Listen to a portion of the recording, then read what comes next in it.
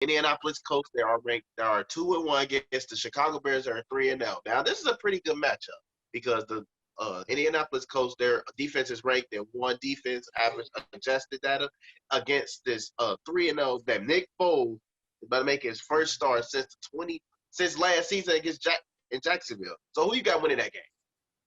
I got the Indianapolis Colts winning that game, 23-17. I think Phillip Rivers been playing nice football so far. Performance last year as a quarterback for the San Diego Chargers, well, LA Chargers. I wrote him off. Last year he had 23 touchdowns, 20 interceptions. He was a turnover machine last year for the Chargers. He's part of the reason why they had a struggling season last year. But he's actually redeemed himself this year, Clarence, with the Indianapolis Colts. I got Colts 23, Nick Foles 17.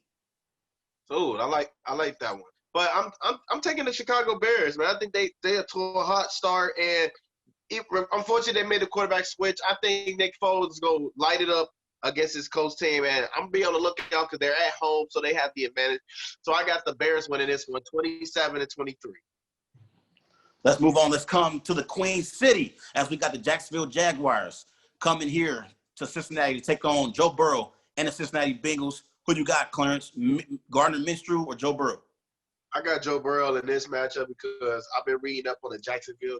Their D-line is struggling, and they're hit with injuries. So I got the Bengals winning a tight one, 24-20. Okay, 24-20. I got Joe Burrow winning his first NFL game. I got Joe Burrow beating the Jags. I'll say 27-20.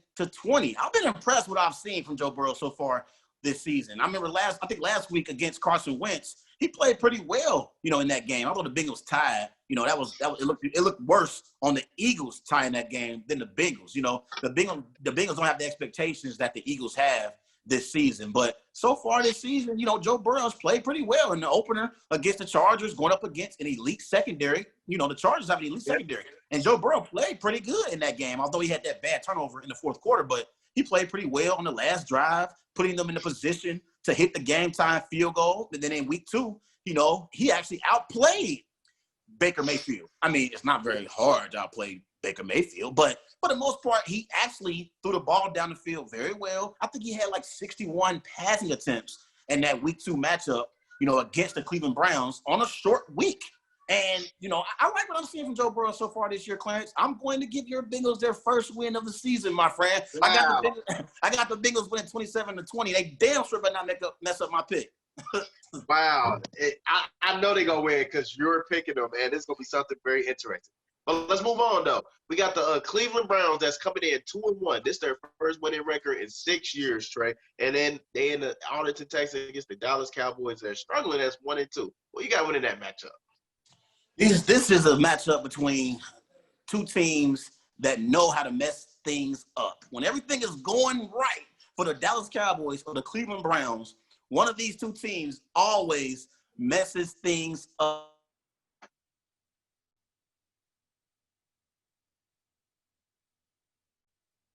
It's going to be the Cleveland Browns. It up. They more so are an accident waiting to the Dallas Cowboys are an accident waiting to happen in my man Stephen A. Smith voice. But I'm going to go with the Cowboys to beat the Cleveland Browns. I think it's going to be a close matchup, though. I got Cowboys winning 24-21 on a late field goal. Believe it or not, I got the Cleveland Browns winning this one. And I think their run game is going to be too much for this Dallas Cowboys horrible defense. And for Dak Prescott, if he can make plays, then he can make plays. But I think the Cleveland Browns, they can pound the rock, and Odell Beckham, he should have a big game. I got the Cleveland Browns winning this one in a big shootout, 41-38. 41-38. All right, let's go. Okay, let's go to the Motor City as Drew Brees coming off that loss to Aaron Rodgers on Sunday Night Football, and the Saints are traveling to the Motor City to take on Matthew Stafford and the Detroit Lions. The Lions got a big-time win last week against the Arizona Cardinals, Clarence, in Arizona. Who you got, Drew Brees or Matthew Stafford? Trey, guess what? This your upset pick? Oh, God, yes. This is the upset pick of the weekend, man. I got the Detroit Lions beating the New Orleans Saints at home. And believe it or not, though, Trey, if you watch the Detroit Lions, they're actually better than their record. You know what I'm saying? And Yeah. Matthew Stafford, he's been playing at a high level that he should be playing at. And the defense, they're kind of suspect, but they had some good they blah, blah, blah. They made Kyler Murray throw three interceptions last week. Damn it! Like right there, that was impressive. And I think this Saints team, they're still struggling without Michael Thomas. He expected to come back from practice, but we don't know that for 100% sure. I got the Lions winning this game, man, 28-24. The Detroit Lions actually impressed me last week with that victory over Kyler Murray and the Arizona Cardinals, because I had the Arizona Cardinals winning that game big over Matthew Stafford and the Detroit Lions. That was an impressive win for the Lions. I'm going to take the Saints to win this game, though, Clarence. I think Drew Brees and that Saints offense will get back into a rhythm offensively. I think they're going to be too much for Matthew Stafford and the Detroit Lions. I got Drew Brees 23, Matthew Stafford 13.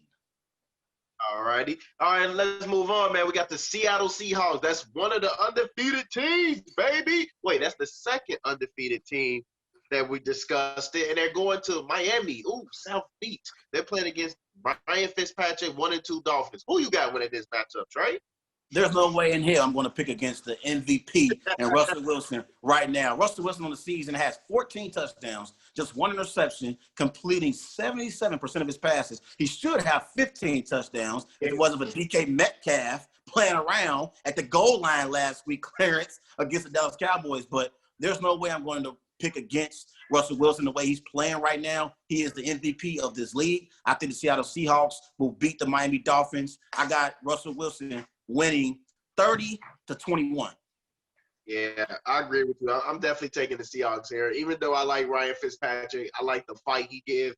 I think this type of matchup, they should create more pressure on Russell Wilson so they can, try and change up the momentum of the game. But I think Russell Wilson, if he's playing at this high level again, it's gonna be too much for this Dolphins team. So I got Seattle winning 41 to 20.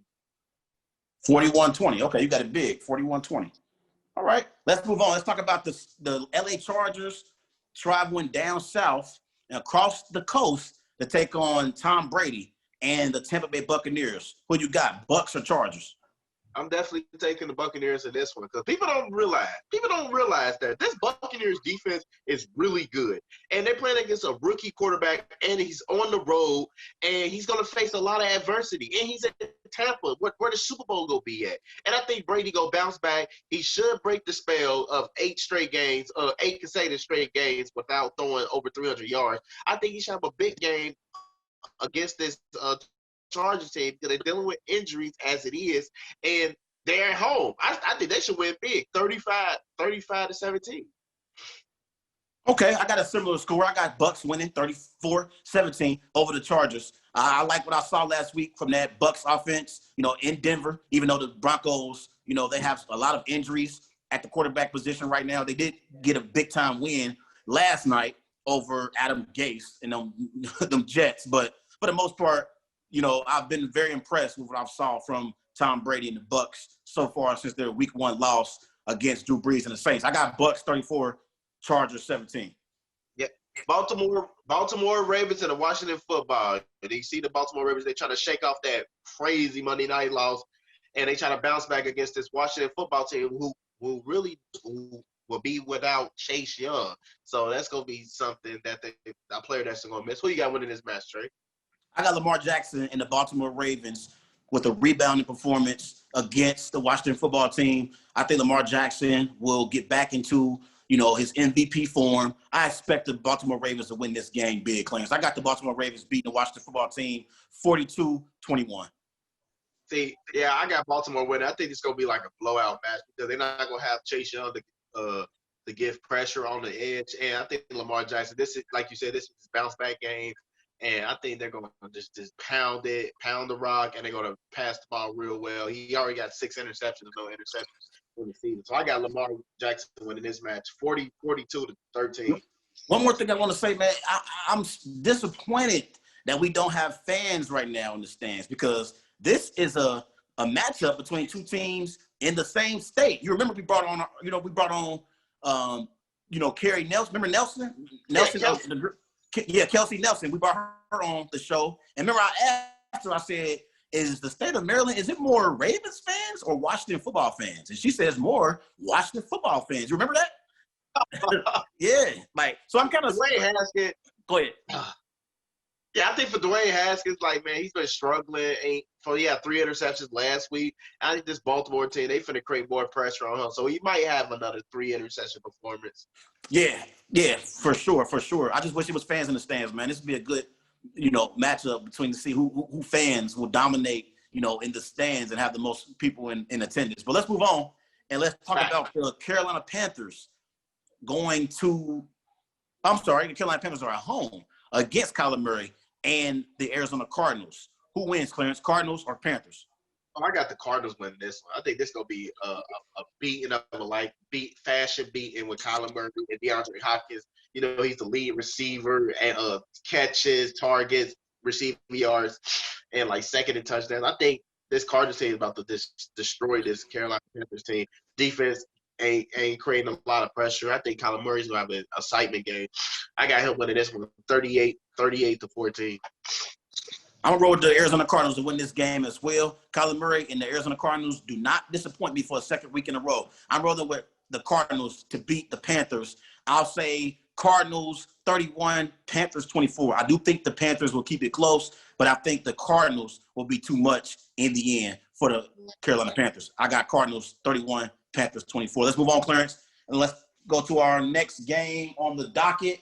We got matter of fact, we got we got a battle between 2 0-3 teams in the NFL. the Minnesota Vikings and the Texans. Both teams are 0-3 on the season, Clarence. So before we give our prediction, which quarterback, Deshaun Watson or Kirk Cousins, is facing the most pressure going into this game? Which quarterback facing the most pressure? I think, believe it or not, I think Deshaun Watson is facing a lot of pressure because, he's the second highest paid quarterback in NFL history. He started off 0-4, and he's not clicking. He's not leading this team. He's not, he's trying to do everything he can, but he's already been sacked 13 times. That's he's second most in the NFL. Joe Burrow's number 1 with 14, and this guy right here he's not making an impact to his team. And if they need this victory to keep their season alive. And whoever loses this matchup, their playoff hopes is going to be way deeper, and the odds could really be against them. I think Deshaun Watson got the most pressure on him. No, I disagree. I think it's the Minnesota Vikings quarterback, Kirk Cousins, because I believe Deshaun Watson, is a proven franchise quarterback in the NFL. I think when you talk about which quarterback is the best at their highest ceiling, I would take Deshaun Watson over Kirk Cousins. Even though Kirk Cousins did win his first playoff game last year against Drew Brees and the Saints, I think Deshaun Watson, he's a better player overall than Kirk Cousins. And also, I believe the fact that Bill O'Brien traded away DeAndre Hopkins, he traded away Deshaun Watson's number 1 receiver. I believe that gives Deshaun Watson a pass this year, honestly, because I feel like, all right, I know they just paid him a few weeks ago a lot of money, but the team that he has right now, Clarence, just isn't very good. And Bill O'Brien trading away Deshaun Watson's number 1 receiver, I believe has been an issue for the Houston Texans overall. When I look at Kirk Cousins, he's still got Dalvin Cook. He's still got Adam Thielen. I think Kirk Cousins needs to do a better job of trusting those other receivers on that Minnesota Vikings team. I think that's his biggest issue. But also, I believe Kirk Cousins is kind of who he is at this point. Meanwhile, Deshaun Watson, I think he still can reach a certain level of success if he has the necessary pieces around him. I just don't think he has the necessary pieces around him this year. So I believe there's more pressure on Kirk Cousins because Kirk Cousins is at a point in his career where he's pretty much we already know what he is, okay? We know he's a game manager. We know that he has to rely on Dalvin Cook in order to be successful. But so far this season, at being 0-3, and then last week against the Colts, I think no, last week we played the Titans. In week 2, I believe he played the Colts, and he had like 113 passing yards. Are you kidding me? I need more from Kirk Cousins, okay? Deshaun Watson playing with house money because we already know that he is, neutralized to some degree by his own head coach / general manager in Bill O'Brien. So I think Kirk Cousins has more pressure on him to perform even more so than Deshaun Watson.